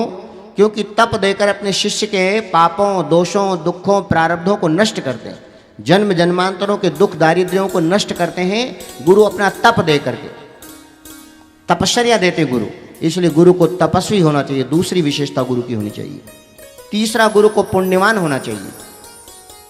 जो गुरु पुण्यात्मा नहीं है, उसने कोई पुण्य परोपकार नहीं किया है तो उसका पुण्य नहीं होगा, और पुण्य नहीं होगा तो शिष्य का कल्याण नहीं होगा। इसलिए गुरु को पुण्यात्मा भी होना चाहिए। 3 बातें बताई मैंने आपको। पहला बताया ब्रह्मज्ञानी, दूसरा बताया तपस्वी, तीसरा बताया पुण्यात्मा। चौथा, गुरु को त्रिकालदर्शी होना चाहिए। शिष्य किस योनि से आया है, वर्तमान में इसके अंदर कौन से गुण दुर्गुण हैं और भविष्य में किन दुर्गुणों को दूर करना है, किन सद्गुणों को जागृत करना है, ये भूत भविष्य वर्तमान तीनों के बारे में गुरु को शिष्य के विषय में जानकारी होनी चाहिए। डॉक्टर साहब दोनों यहाँ पर बैठे हुए हैं, जब तक मरीज के रोग का डायग्नोस नहीं होगा तब तक मरीज का इलाज नहीं होने वाला है।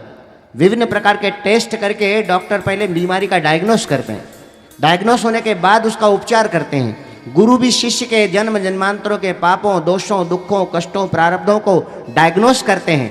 त्रिकालदर्शी बनकर उसके पुराने जीवन को देखते हैं, वर्तमान के जीवन को देखकर भविष्य में यह शिष्य कहाँ तक विकसित होगा, वैसा वो अपनी तप शक्ति, अपनी पुण्य शक्ति देकर के शिष्य का उपचार करते हैं। इसलिए गुरु को त्रिकालदर्शी भी होना चाहिए, भविष्य दृष्टा होना चाहिए।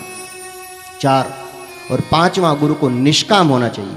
जो गुरु धन हरण करते हैं, पैसा हरण करते हैं, जो दक्षिणा मांगते हैं, वे गुरु गुरु बनाने योग्य नहीं हैं। हरहि शेष्य धन शोक न हरहि, सो गुरु घोर नरक में परई। जो गुरु शिष्य का धन हरण करें और शोक और दुख कष्ट का हरण न करें, वो गुरु भी नरक में जाता है और चेला भी नरक में जाता है। इसलिए गुरु को निष्काम होना चाहिए। युग ऋषि परम पूज्य गुरुदेव ने 24 वर्ष तक नमक, मिर्च, मीठा, मसाला त्याग करके जौ की रोटी और मट्ठा खाया, छाछ खाया। कल्पना करिए आप, हम बिना नमक का जरा घर में बनाकर देखना तो जरा, न वो जो कौड़ मुंह में डालेंगे भाई बहनों, न उगलते बनेगा न निगलते बनेगा। 24 वर्ष तक उन्होंने नमक नहीं खाया, मीठा नहीं खाया। हम लोग रात के 1 बजे बोलते हैं, उन्होंने अपनी वसीयत विरासत नामक पुस्तक में लिखा है, प्रातः 1 बजे हम उपासना में बैठ जाते थे। प्रातः शब्द लगाते गुरुदेव रात के 1 बजे को, क्योंकि वो शाम को जल्दी सोकर प्रातः रात्रि के 12 बजे जग जाते थे। हमारे लिए रात्रि है, उनके लिए तो प्रातः 12 बजे था, जग जाते थे। इतनी कठोर तपश्चर्या करी। निष्काम भावना ये थी उनकी कि कभी किसी से धन की याचना और कामना नहीं की उन्होंने। 2000 बीघा जमीन थी, सब कुछ बेच दिया। माता जी के हजारों तोले से सोना था, चांदी था, जेवर सब बेच दिए और गायत्री तपोभूमि मथुरा के निर्माण में लगा दिया। सुई की नोक बराबर जमीन नहीं रखी, ढेले भर का बैंक बैलेंस नहीं किया। हम ऐसे गुरु के शिष्य हैं, हमें गर्व होना चाहिए, फक्र होना चाहिए ऐसे गुरु के। हम उन गुरु के शिष्य हैं जिन्होंने ब्रह्म ज्ञान प्राप्त किया। साक्षात गायत्री माता के समक्ष बैठ जाते थे गुरुदेव, चाहे तो हमारी वसित विरासत नामक पुस्तक पढ़िएगा। गुरुदेव कहते बेटा, जब हम उपासना में बैठते थे तो माता और बेटे दोनों हम आपस में वार्तालाप करते थे। माता हमसे कहती थी बेटा तुझे क्या चाहिए। माता हमसे कहती थी गायत्री माता के बेटा तुझे क्या चाहिए, और हम माता से कहते कि माँ हम भी आपके पुत्र हैं, आपको क्या चाहिए मांगिए, मैं वो देने को तैयार हूँ। ये थे हमारे गुरुदेव जो भगवान को कहते थे कि आपको क्या चाहिए, मैं भी आपका पुत्र हूँ, आपको देने के लिए मैं तत्पर हूँ। हम उस गुरु के शिष्य हैं। ऐसे ब्रह्मज्ञानी गुरुदेव साक्षात ब्रह्म की शक्ति गायत्री के साथ नित्य प्रति उपासना के समय वार्तालाप करते थे। ब्रह्मज्ञानी परम पूज्य गुरुदेव और त्रिकालदर्शी परम पूज्य गुरुदेव, उनको चलता फिरता इंसाइक्लोपीडिया कहा जाता था।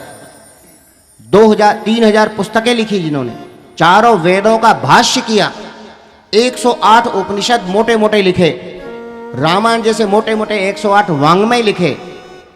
न केवल लिखे बल्कि उन्होंने जन जन में पहुंचाया, उनको प्रकाशित कराया, जन जन में बिना एजेंट एजेंसी के भी पहुंचाया। ऐसा इतिहास में आज तक कोई साहित्यकार नहीं पैदा हुआ है जिसने स्वयं लिखा, स्वयं छपाया और स्वयं जन जन में पहुंचाया हो। ऐसे युग ऋषि परम पूज्य गुरुदेव साक्षात ब्रह्मज्ञानी थे जिन्होंने ब्रह्म का ज्ञान अपने सत साहित्य में रच दिया है। आज की यदि समस्याओं का संसार समाधान चाहता हो, व्यक्ति की व्यक्तिगत समस्याओं का समाधान, व्यक्ति की पारिवारिक समस्याओं का समाधान, व्यक्ति की सामाजिक समस्याओं का समाधान, राष्ट्रीय समस्याओं का मात्र समाधान ही नहीं बल्कि भूगर्भीय से लेकर अंतरिक्षीय समस्याओं का समाधान भी परम पूज्य गुरुदेव ने अपने साहित्य में दिया है। हम उन्हें पढ़ें और उन्हें जन जन तक पहुँचाएँ, स्वयं का जीवन भी धन्य बनाएं, अन्यों का जीवन भी धन्य बनाएं। ऐसे गुरुदेव साहित्य के रूप में, विचार के रूप में धरती पर अवतरित हुए और उन्होंने हमारे सामने अपना जीवन दे करके, बना करके, प्रेरणा दे करके लोगों को प्रकाशित किया कि बेटा मेरे जीवन से सीखिए। मैंने भगवान के खेत में धन बोया तो कितना धन मिलता हुआ चला गया। गायत्री तपोभूमि मथुरा, अखंड ज्योति संस्थान मथुरा, शांति कुंज हरिद्वार, देव संस्कृति विश्वविद्यालय हरिद्वार, ब्रह्मवर्ष शोध संस्थान हरिद्वार, और सारे विश्व में हजारों गायत्री शक्तिपीठे प्रज्ञापीठे खड़ी होती हुई चली गई। ये भगवान के खेत में धन बोने का परिणाम बेटा हमको मिला। ये हम आपको बताने जा रहे गुरुदेव की महिमा। और उन्होंने कहा बेटा गायत्री की साधना का परिणाम क्या होता है। यदि कोई दुनिया देखना चाहती है तो हमारे जीवन को देखें। हमने अपने जीवन काल में गायत्री की साधना की बेटा, तो हम गायत्री परिवार जैसा विशाल संगठन खड़ा करते हुए चले गए, महान महान आश्रम स्थापित करते हुए चले गए, अपार साहित्य सृजन करते हुए चले गए, अपने वजन से अधिक साहित्य सृजन कर दिया, संपूर्ण आर्ष वाङ्मय का पुनर्भाष्य करके हमने रख दिया बेटा। ये गायत्री माता के चरणों में, उनके खेत में अपनी बुद्धि को बोया, अपनी धन को बोया, अपने समय को बोया, अपनी सामर्थ्य को बोया, उसका परिणाम लाखों करोड़ों गुना मिलता हुआ चला गया। ये गुरुदेव का जीवन हमारे लिए सीखने और समझने का समय भाई बहनों। हमें गुरुदेव के जीवन से ये सीखना चाहिए। और क्या सीखना चाहिए? उन्होंने अपने जीवन की न्यूनतम से न्यूनतम सामर्थ्य को भी लोक कल्याण के लिए अर्पित कर दिया। अपने पितरों की संपत्ति का प्रयोग नहीं किया, अपने माता पिता की संपत्ति का 2000 बीघा की जमीन सहित अपना मकान को उन्होंने मेमोरियल बन गया है, और उनके खलिहान खेत में गायत्री शक्तिपीठ और गौशाला बनी हुई है, और विद्यालय बहुत बड़ा महिलाओं के लिए बनाया है और पुरुष बच्चों के लिए बनाया हुआ है। 250 रुपये महीना उनको अखंड ज्योति के संपादन लेखन का मिलता था प्रकाशन में, उसी से अपना परिवार का लालन पालन करते थे वो। कौन कौन गुण गाऊं गुरु तेरे, कौन कौन गुण गाऊं। हमारे जैसे लोग लाखों हजारों लाखों जन्म भी ले लें फिर भी अपने गुरु की महिमा हम नहीं गा सकते भाई बहनों। हम उन गुरु के शिष्य हैं और आज हमारे लिए सुख सौभाग्य की घड़ी है कि हम ऐसे गुरु की दीक्षा लेकर के धन्य बन सकते हैं। पुण्य का अंबार उनके पास में। देखिए 108 कुंड यज्ञ में जितने यजमान बैठे थे पूजा करने के लिए, बिना जाति वर्ग धर्म संप्रदाय लिंग प्रांत का भेदभाव किए बिना सब बड़े समान भाव से सब भगवान की पूजा करी। 108 कुंड यज्ञ का 6-7 घंटे का पूजन हुआ, सब ने बड़ी भक्ति भावना से पूजन किया। ये पुण्य निःशुल्क जो किया गया है, इसका पुण्य कितना विस्तार करता होगा। शांति कुंज में रहने का, शिक्षण का, संस्कार का, यज्ञ का, किसी भी प्रकार से भोजन का, किसी प्रकार से किसी को पैसा नहीं मांगा जाता है। उन भाई बहनों को पूछना जो लगभग 200-250 भाई बहन पिछले वर्ष कलश लेने के लिए गए थे, आदरणीय मेवालाल पंडित जी मेवालाल जी के साथ में, उनके नेतृत्व में गए थे, उनसे पूछिए शांति कुंज की महिमा आपको पता चलेगी। घर जैसा उनको लगा कि हम तो अपने घर में आए हैं। उनको कभी ये नहीं कहा कि आप दान कीजिए, दान कीजिए। हमारे आश्रम में आपको कोई दान पात्र नहीं मिलेगा।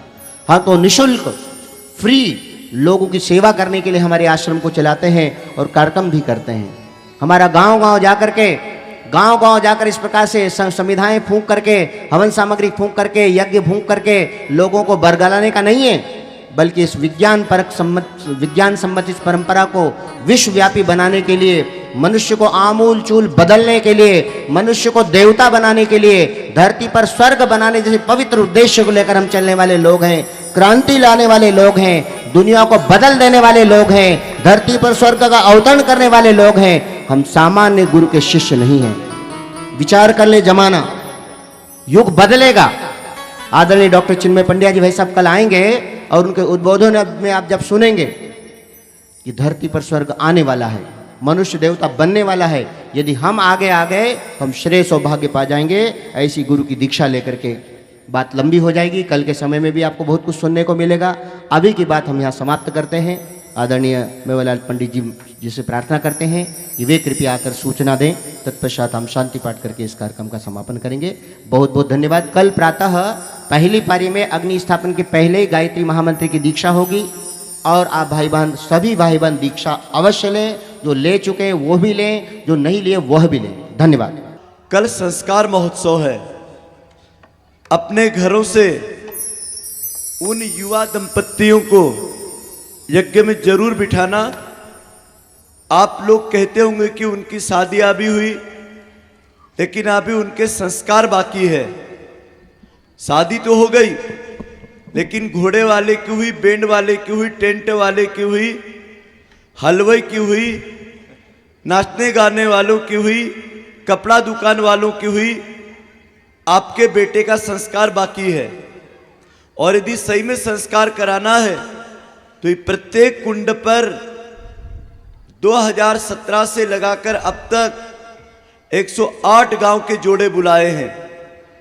और जब उनका विवाह देखोगे, यज्ञ के समय पर सफल दाम्पत्य जीवन तो सुखी परिवार, धन दौलत और कागज की डिग्रियों से और रूप रंग के बेटा बेटी के ब्याह से और कागज की पत्रिका से किसी का लग्न नहीं होता है। लग्न होता है विचारों से। जीवन जीवन से बदलता है। आज आदमी ने मकान तो बना लिया, लेकिन मुकाम भूल गया कि मुझे कहां जाना है। आज आदमी ने घर तो बसा लिया, लेकिन एक घर को चलाना कैसा, घर में रहने वाले माता पिता परिजन सास ससुर के बीच के रिश्तों को निभाना कैसा, इसका प्रशिक्षण कल होने वाला है। और परम श्रद्धेय आदरणीय डॉक्टर साहब भैया चिन्मय जी जो हमारे बीच में आएंगे, उनका जब 1 घंटे का प्रवचन युवा पीढ़ी सुनेगी और जनप्रतिनिधि सुनेंगे, तो हमारे राष्ट्र का, हमारे समाज का, हमारी युवा तरुणाई को आज जो दशा आप देख रहे हैं, उसको नई दिशा देने का कार्यक्रम कल संपन्न होगा 3 बजे से 5 बजे तक। तो कल दोपहर का कार्यक्रम में आप अपनी बहू से, अपने बेटे से बस इतनी बात की भीख मांग लेना कि बेटा कल तू 1 घंटे का समय दे दे, तेरी जिंदगी का शेष समय सवर जाएगा, सज जाएगा, और जिंदगी का आईना खुल जाएगा, जिंदगी की पट्टी खुल जाएगी। जो अंधेरे में ठोकर खा रहे उनको अखंड दीपक का प्रकाश मिल जाएगा। तो कल का कार्यक्रम बहुत ही महत्वपूर्ण है। दीप यज्ञ में फिर शाम को 7 बजे से 9 बजे तक 5100 वेदियों से यज्ञ कुंड परिसर, भारत माता की प्रदर्शनी, देवात्मा हिमालय, भारत का नक्शा सजेगा और आप सब लोग इसके स्वर्ण जयंती दीप यज्ञ के साक्षी होंगे। और 4 तारीख को तो 1 बजे पूर्णाहुति होकर हमारे सारे संत ऋषि लोग विदाई ले लेंगे। बस अब बात 1.5 दिन की बची है। ये 2 दिन का कार्यक्रम पूर्ण हुआ, कल पूरा दिन और दूसरे 4 तारीख का आधा दिन। कहते हैं कि जीवन में व्यक्ति को कभी कभी ऐसे सौभाग्य के समय आते हैं, लेकिन दुर्भाग्य उनका है कि जो इस सौभाग्य को भी पहचान नहीं पाते, अवसर को और समय को गवा देते हैं। भाइयों बहनों, हम कार्यक्रम के अंत में गुरु जी का प्रसाद देते हैं। और गुरु जी कहा करते थे, बेटो लोग यज्ञ में, कथा में, सत्यनारायण की पूजा में, ब्याह शादी में रेवड़ी, बिस्कुट, हलवा, नुक्ती, सेव, जलेबी, पकवानों का प्रसाद बांटते हैं। लेकिन ये गलती आप मत करना, क्योंकि कितना भी प्रसाद बांट दोगे, कल भूखा हो जाएगा आदमी, कल और हाथ ही फैलाएगा। लेकिन यदि किसी को फैलते हाथों को देने वाले हाथ बनाना है तो उनको मेरे विचार का प्रसाद दे देना। वो लोगों को बांटने वाला बनेगा, लेने वाला नहीं बनेगा। मेरे भाइयों बहनों, ये जो हम आपको फोल्डर देते हैं, ये मात्र सफेद कागजों पर काली स्याही नहीं है। यदि कोई व्यक्ति इसकी एक लाइन भी समझ लेगा तो शेष जीवन की इतिहास की किताब आप खुद लिख लोगे। जिंदगी एक किताब है, इसके लेखक बन जाओ। जिंदगी एक बगीचा है, इसके अच्छे माली बन जाओ। जिंदगी एक चट्टान है, इसके अच्छे शिल्पकार बन जाओ। और बनेगा वही जो युग ऋषि के विचारों को मानेगा।